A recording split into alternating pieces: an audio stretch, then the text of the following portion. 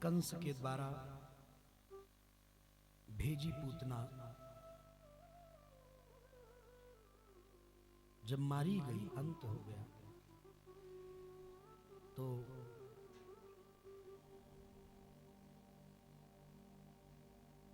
कंस की चिंता और बढ़ गई। कंस ने एक असुर भेजा, उसका क्या नाम था? सकटासुर। यशोदा मैया के मन में यहां भाव आया कि जितनी भी गोपियां आती हैं सोते हुए लाला को जगा जाती है। लाला सो रहा होता है, कोई गोपी आती है गाल चूम लेगी, माथा चूम लेगी, और कुछ कुछ गोपियां तो हद कर देती हैं। बोले क्या? बोले लाला पालने में पौधा रहता है, लेती हैं और आसमान में उछाल देती है, ऊपर उछाल देती है। अरे इतना भी नहीं सोचती कि लाला की नींद खराब हो जाती है। तो आज मैया ने एक काम किया। नंद भवन के बाहर एक छकड़ा, उसको कहते हैं बैलगाड़ी, सकट खड़ा था। मैया ने क्या किया? पालने सहित ले जाकर बैलगाड़ी के नीचे लाला को सुला दिया। ये सोचकर कि जब गोपियां आएंगी लाला को ढूंढेंगी तो मैं तो कह दूंगी तुम ही लाला से लाड़ लड़ाती हो, देखो तुम्हारा लाला कहाँ है। मैं तो कामकाज में व्यस्त हूं, मुझे क्या पता लाला कहाँ है। गोपियां आती पूछती मैया लाला दिखना है, तो मैया वही उत्तर देती है, अरे तुम्हारो लाला तुम ढूंढो, देखो यहीं कहीं होएगा, यहीं कहीं पालना में पड़। आज मैया किसी को बता नहीं रही है कि मैंने बाहर बैलगाड़ी के नीचे, और जब प्रभु को बैलगाड़ी के नीचे सुलाया तो उन्होंने पास में खेलते हुए बालकों से कह दिया था कि लाला जब हमारा जग जाए तो आकर हमें बता देना। ग्वाल बालों ने कहा मैया जब चिंता मत करो, जाओ आप बेफिक्र होकर, लाला जग जाएगा तो हम सूचित करेंगे। अब यहाँ तो पालने में पढ़ाकर मैया आ गई, गोपियां ढूंढ रही हैं पर प्रभु मिल नहीं रहे। और यहाँ भगवान ने जब नेत्र खोले, यहाँ भगवान ने जब अपनी आंखें खोली तो भगवान ने उल्टी गंगा बहती पाई। नियम उल्टा देखा। भगवान बोले अरे राम राम राम, ये मैया ने तो हद ही कर दिया, मुझे घर से बाहर निकाल दिए। और सुलाया तो सुलाया, घर से बाहर निकाला तो निकाला, वो भी बैलगाड़ी के नीचे। भगवान को ये बात अच्छी नहीं लगी। भगवान ने छोटे छोटे चरण कमलों से एक खींचकर एक लात लगाया बैलगाड़ी में। बैलगाड़ी तो प्रभु की लात है, उड़ती हुई आसमान में गई, घूमती हुई नीचे गिरी धड़ाम से। सब बैलगाड़ी में जितने भी पात्र रखे थे, कोई दूध से भरा था, कोई माखन से, कोई मिश्री से, कोई रबड़ी से, कोई रसमलाई से, कोई इमरती से, सब की क्या स्थिति हुई, क्या गति हुई? सब गोबर में मिला दिया भगवान। सब गोबर में मिल गए, सब टूटे फूटे सब गोबर। पहले क्या था? पहले छकड़े के नीचे भगवान थे, अब भगवान ने लात मारी, गाड़ी उड़ी, नीचे गिरी। अब छकड़ा भी नीचे, छकड़े में भरा माल भी नीचे, और भगवान तो पौड़े ही गए। इतनी तेज आवाज हुई धड़ाम से, सब ब्रज ग्वाल बाल सब दौड़। क्या हुआ? क्या हुआ? सब ग्वाल बाल बोले, जो जिनको मैया ने बताया था जगह तो बताना, सब ग्वाल बाल बोले मैया मैया हम सच कह रहे हैं, हमने अपनी आंखन से देखी। बोले तुम्हारे लाला नहीं या बैलगाड़ी में लात मारी है। अब भला क्यों किसी को विश्वास? क्यों विश्वास? मैया यशोदा को भला कैसे विश्वास हो? मेरे छोटो सो नेक सो लाला या गाड़ी में लात मार देगा और ये गाड़ी आसमान में उड़कर धरती पर गिर जाएगा। उठाया, भगवान को हृदय से लगाया। सकट को जब ध्यान से देखा बैलगाड़ी को, तो उसके नीचे खून की धारा बह रही थी। जब छकड़ा उठाया गया तो देखा एक दैत्य असुर था, वो मरा पड़ा था। तो ये कौन था? ये सकटासुर था जो भगवान को मारने आया था। भगवान ने इस बहाने से उसका भी उद्धार कर दिया।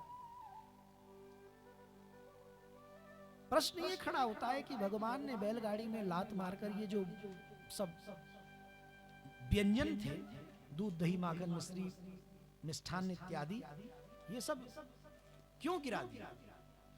ध्यान से सुनिए, ये जो बैलगाड़ी है ना, ये कुछ और नहीं है, मानव जीवन ही, गृहस्थ जीवन ही बैलगाड़ी है।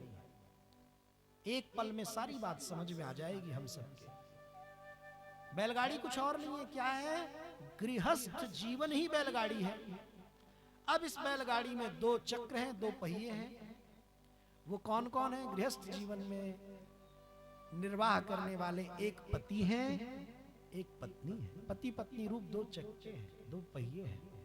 अब जो उसमें जो दूध है, माखन है, मिश्री, ये जो भोग है, ये क्या है? ये विषय भोग है मनुष्य जीवन के, हमारे आपके गृहस्थ जीवन के भोग इत्यादि हैं, सुख इत्यादि हैं। भोग इत्यादि मतलब सुख इत्यादि। तो भगवान कहना चाहते हैं, ऐसे बैलगाड़ी को, अर्थात ऐसे गृहस्थ जीवन को मैं लात मार देता हूं, ठुकरा देता हूं। कैसे गृहस्थ जीवन को? बोले जिसमें सब कुछ है, बैलगाड़ी में सब कुछ है, लेकिन बैल ही नहीं है। बिना बैल के बैलगाड़ी चलेगी? कभी नहीं चल सकती। अच्छा, कुछ बैलगाड़ियां हैं जो दो बैलों से चलती हैं, पर कुछ बैलगाड़ी ऐसी भी है एक बैल से भी चलती है, बीच में ही जोत दिया जाता है वो। लेकिन आपने कभी ऐसा देखा है बैलगाड़ी में बैल ना हो और बैलगाड़ी चल रही हो? ये तो संभव नहीं। भगवान कहते हैं वो दो बैल, दो धर्म है, एक लोक धर्म है और एक वेद धर्म है। अगर दोनों बैल हैं, दोनों धर्म है गृहस्थ जीवन में, तो तब तो सर्वोत्तम है, तब तो सोने पे सुहागा है। लेकिन अगर दो बैल ना हो, दो धर्म ना हो, तो कम से कम एक धर्म के साथ तो अपना गृहस्थियों को नाता जोड़कर ही रखना चाहिए। अगर गृहस्थ जीवन धर्म से रहित है, तो भगवान कहते हैं धर्म से रहित गृहस्थ जीवन को मैं स्वीकार नहीं करता, मैं ठुकरा देता हूं। अब सुनिए, वो जो भोग वगैरह थे वो सब काहे में गिर गए? गोबर में। गोबर में गिरे तो इसका क्या मतलब हुआ? वो नष्ट हो गए। अब दूध गोबर में गिर जाए तो कौन पिए? दही गोबर में मिल जाए तो कौन खाए? सब गोबर में ओतप्रोत हो गए। तो इसका इशारा क्या है? भगवान कहते हैं जो भोग भगवान को भेंट न किया जाए, वो फिर सारा गुण गोबर में ही मिल जाता है। फिर वो जो भोग भगवान के लिए नहीं होता, वो जगत में किसी और के लिए भी फलीभूत नहीं होता। तो भोग कौन सा भोग है? कौन सा भोग प्रसाद बनेगा? जिस भोग का भोग भगवान को लगेगा। दूसरी बात, एक और बात भगवान को अच्छी नहीं लगी। भगवान के गुस्से में एक कारण यह भी है। भगवान बोले, अरे सुलाना था तो नंदालय में क्या जगह कम थी? इतना बड़ा घर है, कहीं किसी कोने में सुला दी होती मैया। लेकिन मैया आपने क्या किया? मुझे घर के अंदर से निकालकर सीधा बाहर कर दिया। तो भगवान ये भी इशारा कर रहे हैं कि घर कितना भी बड़ा क्यों ना हो, घर कितना भी छोटा क्यों ना हो, पर किसी न किसी घर के कोने में मुझे स्थान दिए रहना चाहिए हमेशा। भगवान कहते हैं तुमने गड़बड़ कर दिया, मैं ये घर से ही बाहर निकाल दिया। तो जब मुझे ही घर से बाहर निकाल दिया, तो अब शुभ की कल्पना मत करो, लाभ की कल्पना मत करो, आनंद की तो कल्पना बिल्कुल भी मत करो। तो भगवान ने यह भी इशारा दिया संसार वालों को कि घर कैसा भी क्यों ना हो, भगवान को घर में स्थान जरूर देना चाहिए। बोलिए श्री वृंदावन बिहारी लाल की जय। एक दिन की बात है, यशोदा मैया लाला को लेकर भ्रमण कर रही थी, घूम रही थी, गोद में लाड लड़ा रही थी। अचानक एक असुर आ गया, उसका नाम है तृणावर्त। आंधी तूफान बवंडर के रूप में आया। अचानक से आंधी चली तो मैया यशोदा को चिंता हुई कि इतनी आंधी तेज है, चलूं लाला को घर में लेकर चलूं।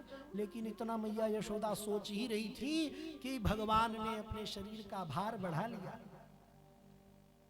पर्वत के समान भारी भगवान प्रतीत होने लगे। इतने भारी भगवान ने अपने देह को बनाया कि न सेहे गिरी कूटवत, गिरकूट पर्वत की तरह भारी भगवान प्रतीत होने लगे मैया को। मैया ने सोचा इनको उठाकर ले जाना तो बहुत दूर की बात है, इनको तो उठाकर अब खड़ी भी नहीं रह पाऊंगी, इतने भारी हो गए लाला। और इतने भारी जब लाला हुए तो मैया का वश छूट गया। मैया ने धरती पर ही लाला को रख दिया, धरती पर छोड़ी तो मैया के मन में भाव आया अब लाला तो धरती पर बैठ गए हैं, मैं जल्दी से चलूं कक्ष में और एक चादर लेके आऊं, लाला को उड़ा दूं ताकि ये धूल मिट्टी और जो ये आंधी तूफान है इससे सुरक्षित रहे। जैसे ही मैया चादर लेने गई, ये सब तो भगवान की लीला थी। तृणावर्त नाम का राक्षस आया, वो भगवान को पकड़ा, उठाया और लेकर आकाश में चल दिया। आकाश में लेकर चल दिया। जब भगवान को वो ऊपर लेकर जाने लगा तो भगवान मुस्कुराए। ये सब बहुत आनंद की लीलाएं हैं, भाव और प्रेम से आप सब सुनेंगे तो बहुत अच्छा लगेगा और बड़ा सुख प्रतीत होगा।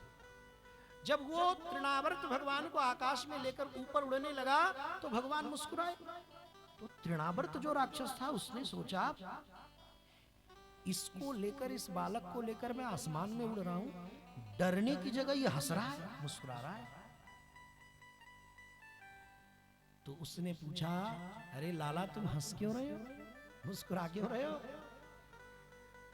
तो भगवान मुस्कुराते हुए बोले, क्या बताएं, अपने घर की तरफ जाते तो सबको खुशी होती है, अपने घर की ओर जाते तो सबको खुशी होती है। भगवान बोले, तृणावर्त तुम मुझे धरती से तो उठा लाए, तुम मुझे नीचे ले चलोगे तो मुझे कोई दिक्कत नहीं होगी, और तुम मुझे आसमान में ऊपर भी ले चलोगे तो भी मुझे कोई दिक्कत नहीं होगी, लेकिन सावधान, दाएं बाएं मत होना, दाएं बाएं मत होना। तृणावर्त बोला, क्यों, नीचे ऊपर क्यों अच्छा है और दाएं बाएं क्यों बुरा है? तो भगवान मुस्कुराकर बोले, नीचे भी मेरा घर है और ऊपर भी मेरा घर है।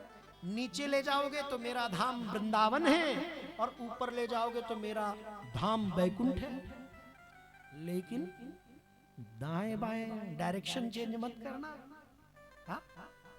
स्टेयरिंग मत घुमाना, या तो नीचे या तो ऊपर। तृणावर्त भगवान को खूब ऊंचा ले गया आकाश में, इतना ऊंचा ले गया, बहुत ऊंचा जब ले गया तो तृणावर्त ने सोचा अब मैं इस बालक को धीरे से मथुरा की ओर ले चलूं, क्योंकि कंस को ले जाकर दूंगा तो महाराज मुझे बड़े सम्मान से सम्मानित करेंगे, बड़ा उपहार देंगे। तो जैसे ही मथुरा की ओर उसने दिशा ली, भगवान ने फिर से वही लीला की, अपने शरीर का भार बढ़ा लिया। अब तृणावर्त की गति रुक गई, जब भार बढ़ गया तो वो आगे बढ़ ना पाए। तो तृणावर्त ने सोचा अब इसको लेकर मैं बढ़ तो नहीं पा रहा हूं, बड़ा भारी हो गया है। और तृणावर्त को यह भ्रम भी हो गया कि कहीं ऐसा तो नहीं मैं नंदालय के सामने जो नीलमणि शिला थी वही उठा लाया हूं लाला की जगह। तृणावर्त ने सोचा कोई बात नहीं, मैं इसे मथुरा न ले जा सका तो कोई बात नहीं, मैं इतने ऊपर ले आया हूं कि अब मैं इसे यहां से छोड़ूंगा, ये नीचे गिरेगा और मर जाएगा, तो कम से कम जीवित ना ले जा सका तो कोई बात नहीं, जाकर समाचार तो दूंगा, महाराज आपका हंता मारा गया, मैंने मार दिया।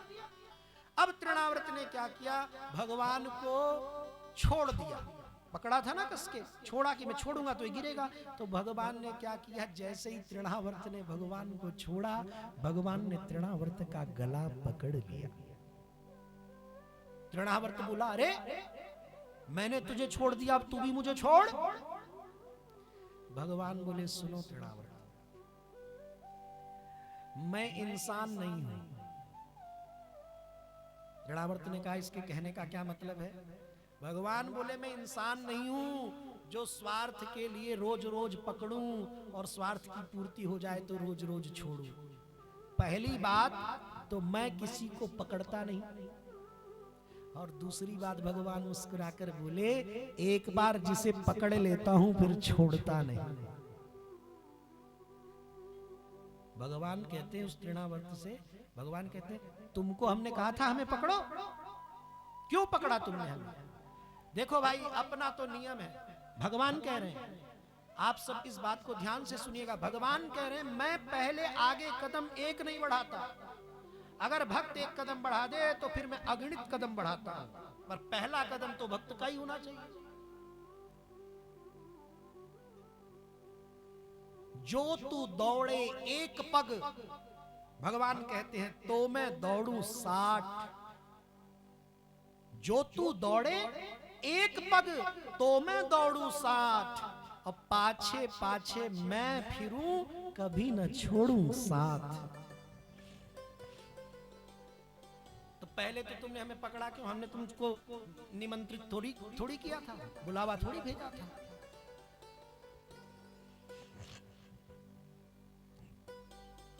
तुमने पकड़ा तो तुम्हारे पकड़ने के बदले हमने भी तुम्हें पकड़ लिया।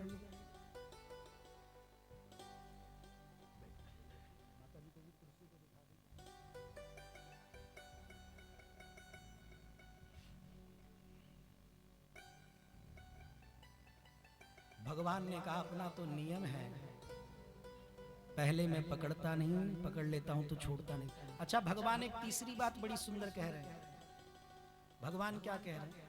भगवान कह रहे हैं पहली बात तो पकड़ता नहीं, दूसरी बात पकड़ता हूं तो छोड़ता नहीं, और तीसरी बात अगर छोड़ना भी पड़े तो बिना उद्धार किए नहीं छोड़ता, बिना कल्याण किए तो नहीं छोड़ता। नीलमणि शिला पर उठाकर पटका है, गोविंदाय नमो नमः। प्राण पखेरु। यशोदा में ये जितनी बार लीला होती ना, तो यशोदा मैया के मन में बार बार एक ही बात आती कि राक्षस आते हैं, सब लाला को छू जाते हैं, भगवान की कृपा से हमारा लाला तो बच जाता है, राक्षस मर जाते हैं, लेकिन जब राक्षस हमारे लाला को छू देते हैं, आप लीला देखिए पहले, बहुत आनंद की बात है। विचार देखिए, वो सोचते हैं भगवान की कृपा से जो हमारे लाला का अहित करने आते हैं वो तो मर जाते हैं, लेकिन वो हैं तो दुष्ट राक्षस ही, हमारे लाला के शरीर को छू देते हैं तो हमारा लाला अशुद्ध हो जाता है, तो इसको पवित्र कराना होगा। अब भगवान कहते हैं अरे मैया आपको क्या पता कि बड़े बड़े राक्षस, बड़े बड़े असुर, बड़े बड़े पापी जिनको मैं छू दूं पाप मुक्त हो जाते हैं, वो पवित्र हो जाते हैं, हम कैसे अशुद्ध हो जाएंगे? मैया भोली भाली बार बार ब्राह्मणों को बुलवाती है, ब्राह्मणों से कहती चलो हमारे लाला का नजर उतार दो। ब्राह्मण सोचते हैं अच्छी बात है, लाला का नजर उतारेंगे, बढ़िया माँ आदर करेंगी, मैया खूब दान दक्षिणा देती। अच्छा, ब्राह्मणों के नजर उतारने का जरा तरीका देखिए, ब्राह्मण भगवान की नजर उतारते कैसे हैं? कहते मैया, हाँ एक लोटा गंगा जल लाओ। मैया बोली ठीक है, गंगा जल लोटे में भर कर लाई। बोले मैया एक काली गाय लेकर आओ, मैया गौशाला से काली गाय लेकर आई। अब ब्राह्मणों का नजर उतारना देखिए, गाय की पूंछ पकड़कर गंगा जल के लोटे में डुबोते हैं और भगवान के ऊपर वार फेर करते हैं, फिराते हैं और कहते हैं केशवाय नमः, नारायणाय नमः, माधवाय नमः, गोविंदाय नमो नमः। जाओ मैया नजर उतर गई। भगवान खूब ठहाका मार के हंसते हैं मनी मन, बोले ब्राह्मण कितने चतुर हैं, कितने चालाक हैं, हमारे घर के गंगाजल से, हमारी गाय से, हमारी गाय के पूंछ से, हमारे ही नाम से हमारी ही नजर उतार रहे हैं। भगवान कहते कोई बात नहीं, तुम सबका भला होता रहे, तुम सबको दान दक्षिणा मिलती रहे, क्षमा करिएगा। भगवान जो कुछ भी स्वीकार करते हैं ना, उसके लिए दो ही माध्यम भगवान ने चुना है, इसमें हम भी कुछ नहीं कर सकते और आप भी कुछ नहीं कर सकते, कोई कुछ नहीं कर सकता। दो ही माध्यम भगवान ने कोई भी भोग पाने का माध्यम चुना है। क्या क्या? भगवान कहते हैं संसार में जिस किसी को भी मुझे कुछ भी खिलाना पिलाना हो, मुझे गदगद रखना हो, तो उसके लिए मेरे दो ही मुख बने हैं। पहला मुख यज्ञ नारायण का, यज्ञ कुंड में जो भी आहुति पड़ती है, यज्ञ से मैं सीधे प्राप्त करता हूं। और भगवान कहते हैं एक यज्ञ कुंड का मुख है, एक यज्ञ के माध्यम से पाता हूं, और दूसरा मेरा दूसरा मुख है ब्राह्मण का मुख, कोई ब्राह्मण को खिलाए तो सीधे मुझे प्राप्त होता है। ब्राह्मण तो गदगद है। चलिए प्रभु आपका नाम लेते रहें और जय जयकार होती रहे। बोलिए भक्तवत्सल भगवान की जय। एक दिन मैया यशोदा भगवान को दूध पिला रही थी, अपना पयः पान करा रही थी, स्तन पिला रही थी, स्तनपान करा रही थी।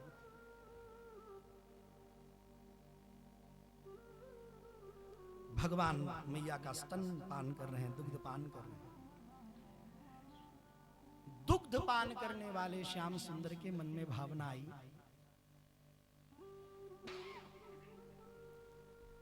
कि मैया के दुग्ध वात्सल्य में इतना प्रेम अनुभव में आ रहा है कि मेरी इच्छा है कि एक दिन करोड़ों कल्पों से इकट्ठा हुआ एक दिन अगर बन जाए तो मैया मुझे दूध पिलाती रहे और मैं दूध पीता रहूं। ये तो भगवान का भाव है।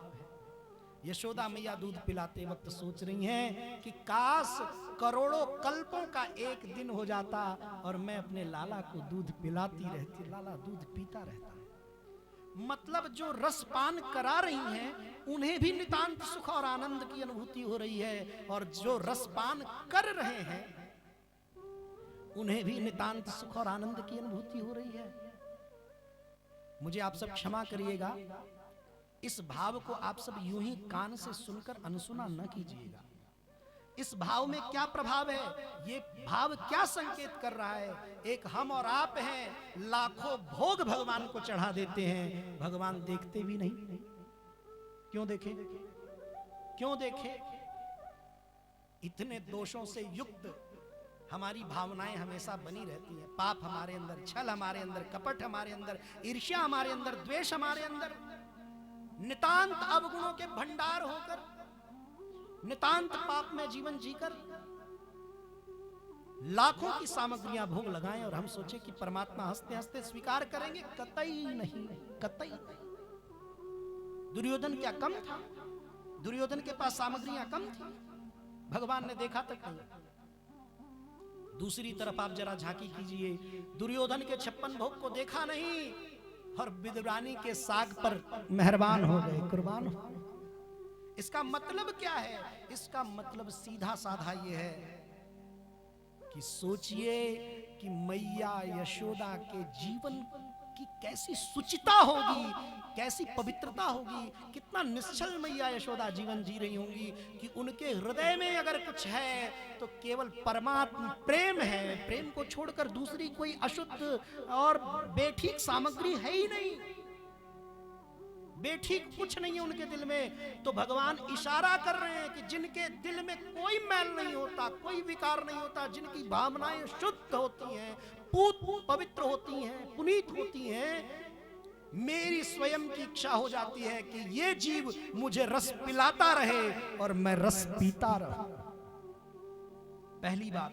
और दूसरी बात, ये भगवान की ओर का पक्ष है, और मैया यशोदा की ओर का पक्ष देखिए कि जब कोई भी वस्तु, कोई भी सामग्री, कोई भी व्यंजन, कोई भी पदार्थ भेंट किया हुआ जब परमात्मा स्वीकार करते हैं तो जी करता है अपना सर्वस्व लुटा दे। हमारा अपना तन मन धन जीवन कण कण क्षण क्षण न्यौछावर कर दे, बार दे। अभी अभी आपने सुना कि नंद कछु इतनो जो दियो श्याम कुबेरहु की मति बौरी, देखत मोहि लुटाए दियो न बची बचिया छचिया न पिछोरी। क्यों? ये नियम है, नोट करिए, हम आगे बढ़ने वाले हैं। ये नियम है, उदिते परमानंदे नाहम नत्वम नवे जगत। आज सबसे बड़ा प्रश्न अगर हम खड़ा करें तो ये खड़ा कर सकते हैं कि हमें कैसे पता लगे कि हमारे जीवन में भगवान आ गए, कैसे पता लगे, किस क्षण हमें ये अनुभूति हो कि भगवान की प्राप्ति हमें हो गई, साक्षात्कार हो गया, भगवान हमें मिल गए, हम भगवान से मिल गए। ऐसा कैसे पता लगे? यदि ये किसी को जानना है तो उसके लिए एक ही सूत्र है, उदिते परमानंदे नाहम नत्वम नवे जगत। जिस दिन हृदय में अंतस्थल में नारायण प्रकट हो जाएंगे, नारायण श्याम सुंदर की आनंद की परम अनुभूति प्रकट हो जाएगी, उस दिन से, उसी क्षण से, उसी घड़ी बेला से हमारे अंदर से मेरा और तेरा ये परायापन मिट जाएगा। तब तो यही लगेगा कि जो कुछ भी है सब गोविंद का है, सब नाथ का है, सब करुणा में सरकार का है। और जब तक ये लगे कि ये मेरा है, और ये मेरा है और ये मेरा है, तब तक यही समझिएगा अभी यात्रा चल रही है, अभी पहुंचे नहीं है ठिकाने पर। तो रस पीने वाले परमात्मा को भी आनंद हो रहा है, रस पिलाने वाली माता यशोदा को भी आनंद हो रहा है। लेकिन अब मां की चिंता बढ़ गई। मैया यशोदा ने सोचा, मां की भावना बड़ी विचित्र होती है। छोटा लाला कुछ ना खाए तो मां को चिंता हो जाती है, और ज्यादा खाने लग जाए तो भी चिंता हो जाती है। भाई कुछ नहीं खा रहा है तो टेंशन वाली बात है ये माँ के लिए, बच्चा कुछ नहीं खा रहा, और ज्यादा खाने लग जाए तो माँ को लगता है ज्यादा मत खाओ नहीं तो उधर खराब हो जाएगा, पेट खराब हो जाएगा। तो जब माँ को लगा कि आज लाला दूध ज्यादा पी रहे हैं मेरे हृदय का, तो मैया ने अपना आंचल हटाया। लेकिन अब आंचल मैया तो हटा रही है पर प्रभु छोड़ नहीं रहे, कस के पकड़ा है भगवान ने। मैया ने कहा अरे लाला तो छोड़ ही नहीं रहे। मैया कहती है अरे लाला छोड़ो दो, ज्यादा दूध ना पियो, तुम्हारा पेट खराब हो जाएगा, पचेगा नहीं, अपच हो जाएगा। भगवान छोड़े तब तो मैया यशोदा ने एक युक्ति निकाली, एक उपाय निकाला। अपने दोनों हाथ की दोनों उंगलियां ली और लाला के बगल में गुदगुदा दिया, गुदगुदी कर दी। जैसे ही लाला के बगल में गुदगुदी मैया यशोदा ने की है, ठहाका मारकर भगवान को गुदगुदी हुई तो हंसी आ गई, और हंसते ही भगवान का मुख खुल गया। जैसे ही भगवान का मुख खुला मैया ने अपना आंचल हटा लिया। लेकिन आंचल तो हटा लिया पर मैया की दृष्टि कहां पड़ी? मैया की दृष्टि भगवान के मुख में पड़ी। आप लोगों ने कथाओं में सुना होगा, भगवान ने अपने मुख में मैया यशोदा को पूरी सृष्टि का दर्शन कराया है, पूरा जगत दिखाया है। ये एक बार नहीं, 2 बार हुआ है। ये लीला भगवान ने 2 बार की है। एक बार तो अभी आप सब सुन रहे हैं, एक बार तब जब भगवान ने माटी खाई थी, मृतिका भक्षण जब लीला की थी, तो भगवान के मुख में जब मैया ने देखा तो पूरी धरती दिखी, पूरा जगत दिखा, पूरी सृष्टि दिखी। तो यशोदा मैया को चक्कर आने लग गया, माथा सर घूमने लग गया। ये क्या देख रही हूँ? अपने आप को चींटी काटती हैं कि मैं जग रही हूँ कि सो रही हूँ, कहीं मैं सोते हुए सपना तो नहीं देख रही। तो भगवान कहना चाहते हैं मैया सपना नहीं देख रही, जो देख रही है सच देख रही है, हकीकत है और जानती हैं। आपको चिंता हो रही थी ना? देखिए भगवान का उत्तर सुनिए। भगवान कह रहे माँ मैया आपको चिंता हो रही थी ना कि आपका इतना दूध पीऊंगा तो मेरा पेट खराब हो जाएगा, अपच हो जाएगा, ज्यादा दूध पीने पर आपको चिंता हो रही थी। तो मैं आपको अपने मुख में ये जगत दर्शन इसलिए करा रहा हूँ कि मैया आप देखकर समझ लीजिए कि आपके स्तन का दूध कृष्ण अकेला नहीं पी रहा है, मैं सबको बांट कर पी रहा हूँ। पूरा जगत आपका दुग्ध पान कर रहा है, पूरा विश्व आपका दूध पी रहा है। मेरे उदर में, मेरे मुख में तो सारा संसार है।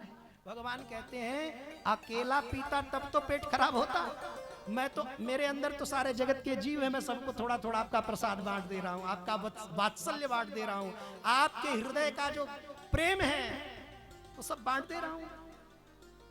भगवान के कहने का 2 मतलब है। पहला तो ये कि अकेले नहीं पी रहा हूं तो चिंता की कोई बात नहीं है, और दूसरा भगवान ये कहना चाहते हैं कि मैया चिंता ना करो, मैं सबको बांट कर पी रहा हूं तो पेट खराब होने का प्रश्न ही नहीं खड़ा होता। और दूसरी बात मैं तुम्हें बता दूं कि जब मेरे माध्यम से पूरे जगत ने आपका दूध पिया है तो आप केवल मेरी मैया नहीं है, आप पूरे जगत की मैया हैं, आप पूरे जगत की मैया हैं। बोलिए भक्त वत्सल भगवान की जय, सांवरे सरकार की जय। आप सबको लग रहा होगा, और लग रहा हो या ना रहा हो क्या पता, कथा कितनी भी धीमे चले और कितनी भी तेज चले हम पार पा नहीं सकते, समय के गागर में कथा के सागर को भर नहीं सकते। तो आप चिंता मत करिए, आज का पूरा सत्र, यद्यपि थोड़े समय बाद विश्राम होने वाला है, हम आरती करेंगे आज गिरिराज जी की शरण लेकर, लेकिन आप सब बिल्कुल चिंता न कीजिए, हम आज का सत्र भी पूरा भगवान की लीला में रखेंगे, कथा में, और कल का भी आधा से ज्यादा सत्र लीला में ही रखेंगे, कथा में रखेंगे। क्यों? क्योंकि कल का जो दिन होता है कथा का, वो एक पक्ष से बहुत कष्टकारक होता है, बहुत हृदय को विदीर्ण करने वाला कल का सत्र होता है। कल के सत्र में दो पक्ष बड़े प्रबल होते हैं। मैं आप सबसे जो अनुभव करता हूं वो साझा कर रहा हूं। कल का जो कथा का दिवस होता है उसमें एक तरफ तो दिल बहुत दुखता है, बहुत कष्ट होता है, बहुत पीड़ा होती है, और एक तरफ दिल की खुशी का कोई ठिकाना नहीं होता, आनंद की कोई सीमा नहीं होती। कब कब कल के सत्र की कथा भगवान को ब्रजवासियों से बिछोह करा देती है। भगवान का गोकुल छूटता है, वृंदावन छूटता है, भगवान कल मथुरा चले जाते हैं। ब्रज ग्वाल बाल गोपियां, बाबा नंद, मैया यशोदा, ये सब कल के सत्र में छूट जाते हैं। और तो यहाँ तो बहुत हृदय दुखता है, लेकिन जब विश्राम आता है कथा के सत्र का, तब फिर दिल बहुत गदगद हो जाता है। क्यों? बोले कल फिर भगवान का विवाह है, और विवाह में तो फिर आनंद ही आनंद है, धूम ही धूम है, सुख ही सुख है। कल भगवान का विश्राम में विवाह होगा, मध्य में या मध्य के थोड़ा उपरांत कल ब्रज से भगवान की विदाई होगी। तो हमारा प्रयास रहेगा कि हम अपना अधिक से अधिक समय ब्रज में ही रहें, गोकुल में रहें, वृंदावन में रहें। जब समय आएगा तब तो कथा के माध्यम से ले ही चलना पड़ेगा। बोलिए भक्त वत्सल भगवान की जय। एक दिन भगवान ने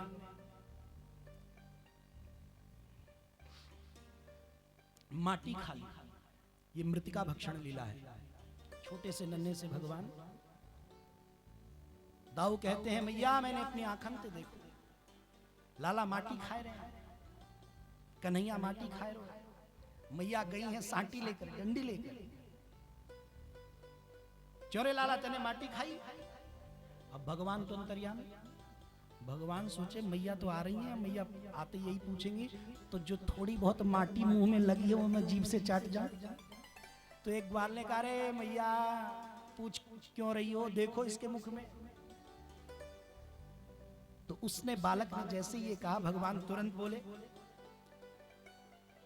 नाहं भक्षितवानं व सर्वे मिथ्याभिशंसिनः, यदि सत्य गिरस्तर्हि समक्षं पश्य मे मुखम्। मैया मैंने माटी नाय खाई। अगर आपको मेरी बात पर विश्वास नहीं होता तो मेरा मुंह देख लो। भगवान से मैया कहती, लाला चल मुंह खोल। और जब जैसे ही भगवान मुंह खोले तो माटी तो नहीं दिखी, पर माटी से बनी पूरी पृथ्वी दिखी। पूरे लोग, पूरे भुवन, पूरे ब्रह्मांड। मैया को लगा ये मैं क्या देख रही। तो भगवान ने कहा चलो अब तो लीला हो गई।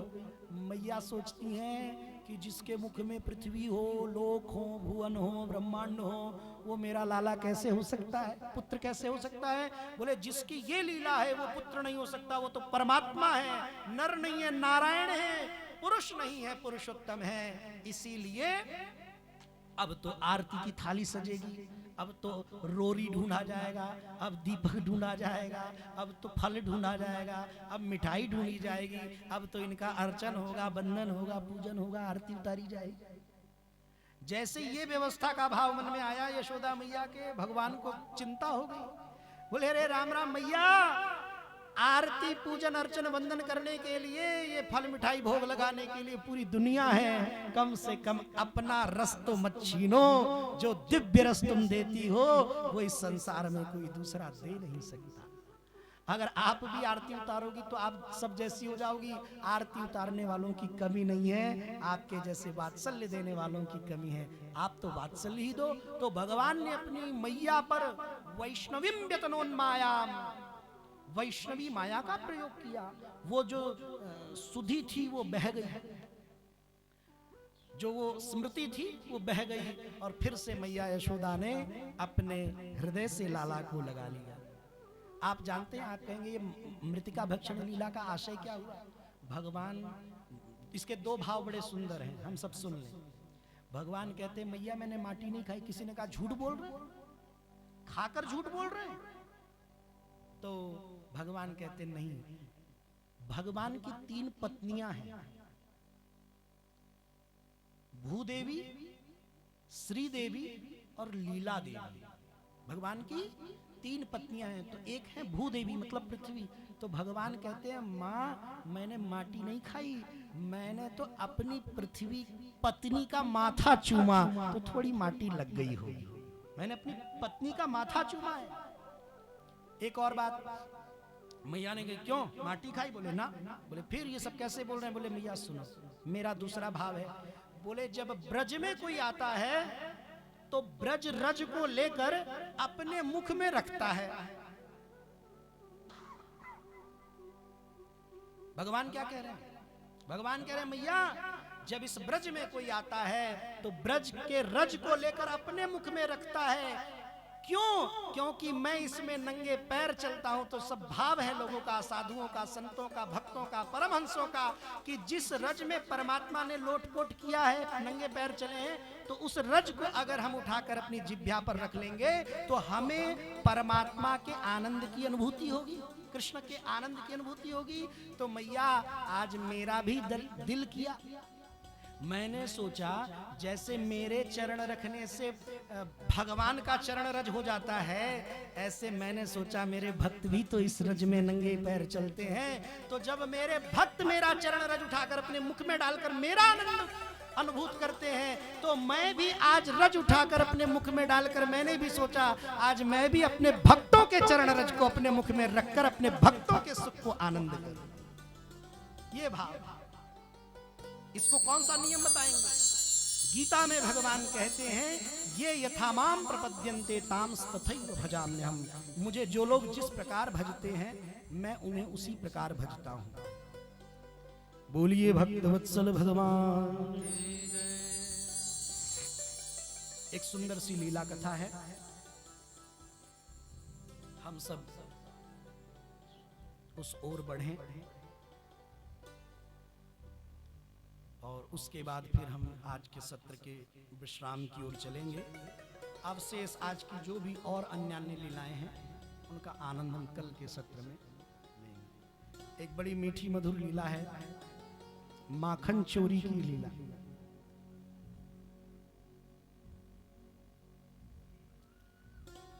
एक भगवान का मित्र है और मैं आप सबसे हाथ जोड़कर एक निवेदन कर रहा हूं, ये माखन चोरी की जो लीला है, अगर इसे आपने भाव और प्रेम से सुन लिया तो आपको सचमुच पता लगेगा कि माखन चोरी की वास्तविक लीला में कितना आनंद होगा। और भाव से सुनिए। भगवान ने अपने एक मित्र को देखा, वो बड़ा दुबला पतला था, सूखा कृष्ण था, और उसका नाम भी ऐसे ही था, मनसुख था नाम, मनसुख। भगवान बोले तुम्हारा नाम क्या है? उसने कहा मेरा नाम मनसुख है। तो भगवान बोले अरे तुम्हारा मन सूखा है या नहीं है तो पता नहीं, पर तुम्हारा तन तो बहुत सूखा है। तुम मनसुख हो या नहीं हो पता नहीं, पर तन सुख तो हो। अरे खाते पीते नहीं हो, ये दुबले पतले से देखो, मेरे को देखो, मोटा तगड़ा गोल मटोल, मुझे लोग प्यार से लड्डू भी कह देते हैं, और कुछ लोग बड़े जब रस में जाते हैं तो मुझे रसगुल्ला भी कह देते हैं। देखो खाते पीते नहीं हो। तो बोले उस मनसुखा ने कहा, बोले अरे कन्हैया क्या बताएं, तुम तो बड़े घर के बेटे हो ना, तुम तो राजा के बेटे हो, राजकुमार हो, तो तुम तो जो बढ़िया बढ़िया माल जो तुम खाते हो हमको थोड़ी नसीब होता है। अरे तुम माखन रोज खाते हो, हमको तो महीनों में मिलता है, वो भी पता नहीं राम जी जब कृपा कर दे तब। बोले क्यों तुम्हारे घर माखन नहीं होता? तो मनसुख ने कहा अगर माखन हमारे घर में होता तो क्या मैं ऐसे ही होता? भगवान समझ गए। तो बोले कोई बात नहीं, तुम्हारे घर माखन नहीं है तो क्या हुआ, दूसरी गोपियों के घर तो माखन है, मांग के खाया करो, पर खाया करो। भगवान से मनसुखा कहता है प्रभु ये बताओ, कन्हैया ये बताओ, मांग कर पहले तो मांगेंगे तो देगा कौन? चलो ठीक है माखन मांग भी लिया, किसी ने दे भी दिया, तो अरे एक बार दे देगा कोई, 2 बार 4 बार कोई जिंदगी भर थोड़ी खिलाएगा। भगवान बोले ये भी बात सही है। तो उसने कहा 4 बार के माखन से मैं मोटा तो हो नहीं जाऊंगा। उस भगवान बोले सुनो एक तुमको बात बताएं, तुम मांगना भी छोड़ो, कम से कम चुरा कर तो खाओ, चुरा कर खा सकते हो। तो मनसुख हाथ जोड़कर बोला, पहले तो कन्हैया ये बताओ कि तुम मेरे मित्र हो कि शत्रु हो? हा? भगवान बोले ऐसा क्यों बोलते हो, हम तुम्हारे मित्र हैं। तो मनसुख कहता है काम तो तुम शत्रुता वाला कर रहे, दुश्मनी वाला। बोले क्यों? बोले अभी तो चलो जो रूखी सूखी हमारी माँ खिला देती है, कम से कम सूखे शरीर के साथ हैं तो सही। अब किसी गोपी के घर माखन चुराए और किसी गोपी ने पकड़ा, तो बताओ हमारा शरीर उनकी गोपियों की मार झेल पाएगा? उनका लठ झेल पाएगा ये शरीर? अरे हड्डी पसली भी नहीं बचेगी। भगवान बोले मेरे को कुछ नहीं पता, चाहे मांग के खाओ चाहे चुरा के खाओ, पर कुल मिला के माखन मिश्री दूध दही खाओ पियो मौज करो, ऐसे तुम मेरे मित्र फिर ऐसे सूट नहीं करोगे। अच्छा, उसने बात ही बात में एक बात कह दी भगवान के मित्र ने। भगवान के मित्र ने कहा सुनो, अगर तुम्हें मेरी इतनी ही चिंता है तो क्या तुम हम माखन चुराने में हमारी सहायता करोगे? तुम भी साथ चलो, अकेले क्यों भेजते हो? भगवान बोले अरे चिंता मत करो, हम तुम्हारे साथ नहीं चलेंगे, हम तुम्हारे सरदार बनकर चलेंगे, हम मुखिया तो हम ही हैं। भगवान ने एक विद्यालय खोला, एक बोर्ड लगवाया और अपने स्कूल का नाम रखा, अपने प्रशिक्षण केंद्र का नाम रखा माखन चोर विद्या प्रचार प्रसार मंडल। और नीचे भगवान ने लिखवाया विधिवत, हाँ क्या लिखवाए? भगवान सोचे कि अगर मैं इतना ही लिखवा के छोड़ दूंगा माखन चोर विद्या प्रचार प्रसार मंडल कि माखन चुराने वाली यहाँ शिक्षा दी जाती है, तो कोई आए या ना आए क्या पता, एक आध लोग आ जाएं, लेकिन टोली बढ़िया बनानी है। तो भगवान ने उसके नीचे लिखवा दिया जो हमारे स्कूल में एडमिशन लेगा बस वही सभ्य होगा। अब किसको सभ्य होने की चिंता ना हो, तो जितने ग्वाल बाल थे बोले भैया हमको तो सभ्य ही समाज में रहना है, तो सब ने अपना अपना कर नाम लिखवाया। भगवान की बढ़िया टोली बन गई, कभी इस गोपी के घर कभी इस गोपी के घर भगवान माखन चुराते। गोपियों ने शिकायत एक दूसरे से करना प्रारंभ किया। एक गोपी मिली, उसका नाम है प्रभावती। एक गोपी मिली, उसका नाम है प्रभावती। ध्यान से सुनिए, वो जो प्रभावती गोपी है वो बहुत कर्कशा है, बहुत कठोर है, दिल से बड़ी पत्थर वाली है। वो माता है पर भैया दिल बहुत पत्थर वाला है, स्त्री का हृदय नहीं। तो वो प्रभावती बोली, अरे गोपियों, अरे सखियों, क्या तुम सब कन्हैया की इतनी शिकायत करती हो? मेरे घर आया माखन चुरा गया, मेरे घर आया मटकी फोड़ गया, मेरे घर आया इतना नुकसान कर गया। अरे उस कन्हैया में अगर थोड़ा भी बल है, उसने अपनी माँ का दूध पिया है, हमारे घर आकर माखन चुराए, तब बताएं। अच्छा, एक गोपी के साथ उसका बेटा था, उसने ये बात सुनी और वो दौड़ता हुआ भागता हुआ प्रभु के पास, बोले अब हांफता हुआ पहुंचा, सांस बड़ी तेज चल रही थी। भगवान बोले अरे कैसे भागते हुए आए? बोले अरे कन्हैया क्या बताएं, बड़ी विचित्र सूचना लेकर आया हूं। उसने सारा का सारा वृत्तांत प्रभु को ऐसे ही सुना दिया, एज इट इज, जस का तस। अब तो भगवान बोले अच्छा, ऐसे बोल रही थी कि अगर अपनी मैया का दूध पिया हो, मुझे उसने ललकारा, अब तो सुनो। बोले कल नहीं, आज ही प्रभावती के घर माखन चुराएंगे, आज ही। अब जानते हैं क्या हुआ? सब गए, प्रभावती उस समय गई थी यमुना जी जल भरने, और झांकी तो आप सबने देखा ही है ना माखन चोरी का। सबसे नीचे 4, फिर उसके ऊपर 3, फिर उसके ऊपर 2, सबसे ऊपर प्रभु चढ़ गए। मनसुखा जब वो दुबला पतला था वो दूरी खड़ा था, क्योंकि वो शरीर से तो भाई बली था नहीं, तो क्या तो चढ़ाता और क्या तो चढ़ता, तो दूरी खड़ा था। जैसे ही भगवान ने मटकी को पकड़ने का प्रयास किया, मनसुखा की दृष्टि मटकी में बंधी हुई घंटी पर पड़ गई। मटकी में घंटी बंधी थी, तो मनसुखा को तो समझ में बात आ गई कि अगर ये मटकी हिलेगी तो घंटी बजेगी, और जब घंटी बजेगी तो फिर तो प्रभावती समझ ही जाएगी, पकड़ ही लेगी। तो उसने नीचे वाले में कस के एक लात मारी, और आप सोच कर देखिए, कल्पना करिए, जब नीचे वाला लात लगने से खिसक जाएगा तो ऊपर वाले टिकेंगे? वो तो सब भरभरा के सब नीचे आ गए। और सबसे ऊपर थे प्रभु। क्षमा कीजिएगा, हमारे नाथ की कमर पहले से ही थोड़ी लचकी लचकाई है, अब इतने ऊपर से गिरे थोड़ी और लचक। अब भगवान बोले किसका काम है? मनसुखा वहीं खड़ा था, बोले प्रभु ये मेरा काम है, लात मैंने मारी नीचे वाले। भगवान बोले क्यों? तो मनसुखा बोला कृष्ण तुम नंबर 1 के चोर हो, महाचोर हो, सही में तुम चोरों के सरदार हो। बोले क्यों? बोले अरे इतनी बुद्धि नहीं है, मटकी में बदी तुम्हें घंटी नहीं दिखाई दे रही है, मटकी के अंदर का माखन दिखाई दे रहा है, अरे बाहर की घंटी तो देखो। ये प्रभावती की चाल है हमें पकड़ने की। भगवान बोले भाई आज तो बाल बाल बच गए, बहुत बहुत धन्यवाद, तुमने तो बचा लिया, नहीं तो आज। पर ये प्रभावती को पता कैसे लगा कि आज हम इसके घर माखन चुराने आ रहे हैं? तो किसी ग्वाले ने कहा, बोले जैसे उसकी बात ये हमसे कह बैठा है, ऐसे हमारी भी प्लानिंग किसी ने लीक कर दी होगी, हमारी भी योजना किसी ने बहा दी होगी, और बात तो हवा में वैसी उड़ जाती है। तो प्रभावती कहीं बाहर नहीं थी, वो घर ही में छुपी थी। लेकिन हुआ क्या? भगवान बोले अच्छा चिंता ना करो, अगर ऐसी भी बात है तो कोई दिक्कत वाली बात नहीं। भगवान बोले एक घंटी मेरी आज्ञा है, बजना मत।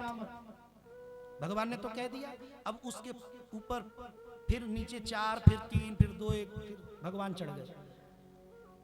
पिछली बार जब ये झांकी बनी थी तो मनसुखा थोड़ा दूरी खड़ा था, इस बार तो सीधे गेट पर खड़ा हो गया है। भगवान बोले अरे मनसुखा इस बार तुम बिल्कुल गेट पर क्यों खड़े हो? तो मनसुखा बोला तुम्हारी बुद्धि भ्रष्ट हो गई है, तुम्हारी कन्हैया तुम्हारी मति मारी गई है, तुम पागल हो गए हो। भगवान बोले अच्छा ऐसा क्यों कहते हो? बोले अरे कन्हैया कहाँ की बुद्धि लगा रहे हो? अरे ये घंटी तुम्हारी सखा सहेली थोड़ी है जो जैसा कहोगे वैसा करेगी, हम ही तुम्हारी बात मानते हैं। घंटी तो जड़ है, हिलेगी तो बजेगी। भगवान बोले अच्छा तुमको मेरी बात पर संदेह हो रहा है, खड़े रहो, अभी तुमको नमूना दिखाता हूं। जानते हैं भगवान ने क्या किया? मटकी पकड़कर हिला दी, पर घंटी बजी नहीं। तो भगवान बोले क्यों मनसुख, बज रही घंटी? मनसुखा को आश्चर्य हुआ, बोले लाला हिल रही होगी, घंटी नहीं हिल रही होगी। तो भगवान ने कहा अच्छा रुको अभी बताता हूँ, अभी दिखाता हूँ। भगवान ने घंटी की चुटिया पकड़ी और हिला दिया पकड़कर। एक हाथ से मटकी हिला रहे, एक हाथ से घंटी, लेकिन घंटी बज नहीं रही। अरे अब तो मनसुखा पास आए, हाथ जोड़ा, बोला कन्हैया तुमको प्रणाम है, और सुनो ये जो जादू टोना तुम जानते हो पहली बार देख रहे, हमें भी सिखा देना, कभी हमारे भी काम आए। तो भगवान बोले अरे आज तो माखन खाओ, तुमको ये सब सीखने सिखाने की क्या जरूरत है, हम है ना। बोले कन्हैया तुम तो जादूगर भी हो यार, आज पहली बार पता लगा। सब माखन की मटकी से लौना निकाला है, भगवान ने सबको बांटा है। माखन का लौना मनसुखा के हाथ पर रखा। देखिए मित्रता हो तो कैसी है। सबको, बंदरों को माखन दिया, बंदर खाने लग गए, मित्रों को माखन दिया, मित्र माखन खाने लग गए। मनसुखा को जब भगवान ने माखन दिया तो मनसुखा लेकर खड़ा हो गया। भगवान बोले अब तुम खा क्यों नहीं रहे हो? तो मनसुखा कहता है कन्हैया मैं तुमको मुंह से अपना मित्र नहीं कहता, दिल से अपना मित्र मानता हूं। अरे ये सब खाएं तो खाएं, पर मैं तुम्हारा परम मित्र हूं, तुम मेरे परम मित्र हो। जब तक तुम नहीं खाओगे हम कैसे मुख पर माखन रख लें? लेकर इंतजार कर रहे हैं, जब तुम खाओगे तभी खाएंगे, तुम्हारे साथ खाएंगे। भगवान बोले तुम इतना प्रेम करते हो मुझसे? बोले हाँ। अब तो भगवान बोले चलो खाओ, मैं भी खाता हूं। माखन का लौना निकाला भगवान ने। जैसे ही भगवान ने अपने मुख में रखा लौना कि घंटी टन टन टन टन टन टन टन टन टन टन बज पड़ी। बोलिए वृंदावन बिहारी लाल। जैसे ही घंटी बजी तो जो नीचे थे ना, नीचे सब, वो तो उसको क्या बोलते हैं, जैसे बत्ती बुझ जाए ना लप से गायब, भागे थोड़ी गायब हो गए, पता ही नहीं, इतनी स्पीड से, कोई गवाक्ष से, कोई कपाट से, कोई खिड़की से, कोई दरवाजे से। अरे कोई दुबला पतला था, उसको लगा अरे खिड़की तक तो लेट से पहुंचूंगा, दरवाजे तक भी लेट से पहुंचूंगा, इतना बड़ा कोई मुक्का दिखा तो उसी में से निकल गया। बोले भागो, जान बची रहेगी तो दुनिया बाद में देखते रहेंगे। सब भगे, मनसुखा कहाँ रहता वो भी भगा, सब भगा। नीचे भगवान गिर पड़े। अब जब घंटी बजी है तो प्रभावती तो इंतजार ही इसी बात का कर रही थी कि घंटी बजे और मैं पहुंचूं।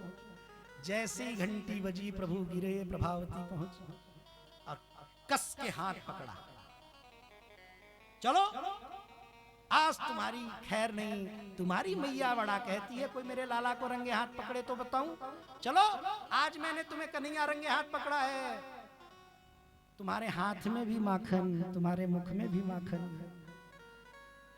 प्रभावती से भगवान बोले देवी तुम मुझे 2 मिनट का समय दोगी? प्रभावती बोले किस लिए? बोले मुझे इस घंटी से कुछ बात करनी है। तो प्रभावती बोली मुझे पता है इस घंटी से कोई बात नहीं करनी, इस घंटी ने पकड़वाने में मदद की है, तुम्हें इस घंटी को कोसना होगा। गाली दोगी? भगवान बोले प्रभावती जो तुमको समझना हो समझ लो, पर 2 मिनट का तो समय दो, इतना तो तरस खाओ। प्रभावती बोली बहुत बड़ी डिमांड तो है नहीं, जाओ 2 मिनट जल्दी, 120 सेकंड में वापस आना। भगवान बोले अरे घंटी तो बजी, तूने मेरी आज्ञा का उल्लंघन किया, तू जानती नहीं है कि मैं कौन हूं? घंटी हाथ जोड़कर बोले अरे प्रभु नाराज मत होइए, गुस्सा मत करिए। बोले कैसे ना करूं, मेरी आज्ञा का उल्लंघन कर दिया और कहती है गुस्सा ना करूं। तो घंटी बोली आपकी आज्ञा का उल्लंघन कहां किया है मेरे प्रभु, मैंने तो आपकी आज्ञा का पालन किया है। भगवान बोले पालन किया है कैसे? घंटी बोली शास्त्रों में आप ही ने तो कह रखा है कि जब ठाकुर भोग लगावे तो घंटी जरूर बजनी चाहिए। हो घंटी बोली ये बताइए आपने मटकी पकड़कर हिलाया, मैं बजी? भगवान बोले नहीं। घंटी बोली मेरी चुटिया इतनी कस के पकड़कर हिलाई आपने, मैं फिर भी नहीं बजी, आपकी आज्ञा का पालन कर रही थी। लेकिन जब माखन का लौना आपने सबके मुख में रखा, सबको दिया, सब खाए तो मैं बजी? बोले बंदर खाए तो मैं बजी नहीं। बोले जब लेकिन माखन का लौना प्रभु आपने अपने मुख में रखा तो मैंने सोचा आपकी शास्त्रों में आज्ञा है, अब तो मुझे बजना ही पड़ेगा। गए थे भगवान 2 मिनट का समय लेकर कि 2 मिनट में बात करके आता हूं, घंटी ने तो 20 सेकंड में छुट्टी कर दी। प्रभावती के पास प्रभु आए, बोले देवी जो मेरा थोड़ा सा समय बचा है ना छुट्टी वाला, थोड़ी देर हमसे तुम ही बात कर लो। अब प्रभावती कहती है नहीं मैं नहीं, चलो मैया के पास। अब थोड़ा जिद हो गया दोनों में। भगवान कहते हैं कर लो, वो कहती नहीं करूंगी, कर लो नहीं करूंगी। तो भगवान खींच कर बोले अरे मुझसे बात नहीं करोगी तो किससे बात करोगी, मैं तुम्हारा पति हूं, तुम मेरी पत्नी हो। अब तो प्रभावती जो चौंकी। प्रभावती कहती है अरे कन्हैया रुक रुक रुक रुक रुक, ये क्या कहा तूने? भगवान बोले मैं तुम्हारा घर वाला हूं, तुम मेरी घरवाली हो, यही तो कह रहा हूं। प्रभावती बोली लाला तू तो बहुत बिगड़ गए हो, अरे तेरे मन में ऐसी ऐसी खुरापात। और सुन मैं 30 साल की बुढ़िया और तू 3 साल को टिन्नी मिन्नी, मेरा पति कहां से है जाएगा? तो भगवान बोले अच्छा मतलब मैं तुम्हें प्रमाण दूं तब मानोगी, ऐसे बात पर विश्वास नहीं हो रहा है? तो प्रभावती बोली मैं तुम्हारी पत्नी और पति हो तुम मेरे, इस बात का तुम्हारे पास प्रमाण भी है? भगवान बोले मैं बिना प्रमाण के कोई बात करता ही नहीं। तो प्रभावती बोली क्या प्रमाण है कि मैं तुम्हारी पत्नी हूं और तुम मेरे पति हो? तो कन्हैया बोले देवी तुम ओम जय जगदीश की आरती करती हो? प्रभावती बोली करती हूं। तो भगवान बोले उसमें गाती नहीं हो क्या? प्रभावती बोली क्या? तुम हो एक अगोचर सबके प्राणपति, स्वामी सबके प्राणपति, किस विधि मिलूं दया में, किस विधि मिलूं दया में, तुमको मैं कुमति ओम जगदीश हरि। भगवान बोले अरे प्रभावती तुम रोज कहती तो हो तुम हो एक अगोचर सबके प्राणपति, तो जब मैं सबका प्राणपति हुआ तो तुम कोई निराली हो क्या? तुम कोई अलग से आई हो कहीं से? तो प्रभावती बोली कि इसका मतलब है तुम अपने आप को जगदीश मानते हो। यही भगवान की माया है, कभी कभी खुद भगवान अपना परिचय दे रहे होते हैं मैं जगदीश हूं, पर कोई मानने के लिए तैयार नहीं होता। भगवान बोले प्रभावती मैं मानता नहीं हूं, विश्वास करो मैं खुद जगदीश ही हूं। अच्छा, बोले अच्छा तुम जगदीश हो? तो भगवान को थोड़ी और मस्ती सूझी, थोड़ा और मजा सूझा। तो भगवान बोले तुमको एक नया नया समाचार और दूं? तो प्रभावती बोली हाँ, जो कछु कसर होए और बताओ, जो कोई कमी हो बता दो। तो भगवान बोले तुम मेरी पत्नी के साथ साथ एक रिश्ते में साली भी लगती हो। प्रभावती बोली अभी 1 मिनट पहले घरवाली, दूसरे मिनट में साली, ये साली कैसे हुई? तो प्रभावती से भगवान बोले ये अच्छी बात पूछी, साली कैसे हुई? सुनो, तुम्हारी कोई बहन है? बोले हाँ है। बोले वो भी तो यही आरती गाती होगी, तो उसका घर वाला हुआ तो तुम क्या हुई? हाँ, अब तो जो आनंद हुआ है। प्रभावती बोलिए वृंदावन बिहारी लाल की जय। जय जय श्री राधारमण, जय जय नवल किशोर, जय गोपी चित चोर प्रभु, जय जय माखन चोर। बोलिए माखन चोर भगवान की जय। हमारे पास आज के सत्र के लिए तो अब समय की सीमा है, इसीलिए अभी तो बहुत सारे अवशिष्ट प्रसंग हैं आज के सत्र के, जो हम कल में आनंद लेंगे। कल अच्छा आनंद बाल लीलाओं का हम लेंगे। अभी तो भगवान के नामकरण संस्कार की लीला होगी, फिर आगे बहुत सुंदर सुंदर भाव हैं। लेकिन समय अब ये कह रहा है, संकेत कर रहा है कि अब हमें सबको गिरिराज जी की शरण लेनी चाहिए और भाव और प्रेम से सब लोग भजन और भाव का आनंद लीजिए। फिर उन कथा प्रसंगों में पहुंचकर आज गिरिराज जी की आरती करेंगे, गिरिराज जी की शरण लेंगे, क्योंकि आज 56 भोग की व्यवस्था है। आप सबको वही प्रसाद सबको प्राप्त होगा और इसी घाट पर गिरिराज जी की शरण में आज की कथा को हम सब प्रणाम करेंगे। को जाऊं मेरे वीर नाय माने मेरो मनवा, मैं तो गोवर्धन को जाऊं मेरे वीर नाय माने मेरो मनवा। नाय माने मेरो मनवा, शकीरी नाय माने मेरो मनवा। नाय माने मेरो मनवा, शकीरी नाय माने मेरो मनवा। मैं तो गोवर्धन को जाऊं मेरे वीर नाय माने मेरो मनवा।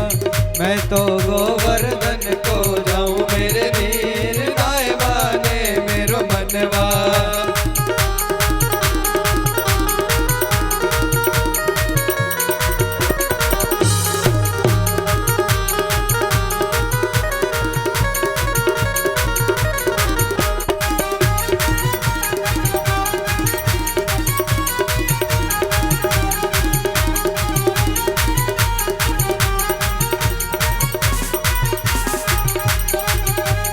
सात कोस की दे परिक्रमा, सात कोस की है परिक्रमा। सात कोस की दे परिक्रमा, सात कोस की दे परिक्रमा। मैं तो मानस गंगा नाऊ मेरे वीर ना माने मेरा मनवा।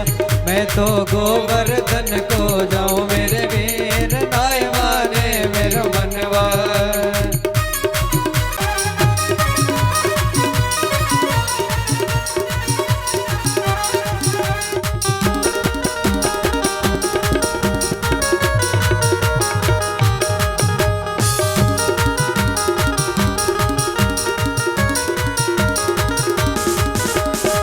सात शेर की करूँ रे करैया, सात शेर की करूँ रे करैया। सात शेर की करूँ करैया, सात शेर की करूँ करैया। मैं तो ब्राह्मण नोत जीवाऊँ मेरे वीर ना माने मेरा मनवा।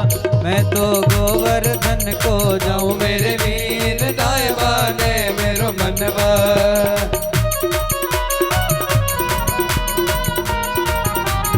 बोलो गोवर्धन महाराज की जय हो।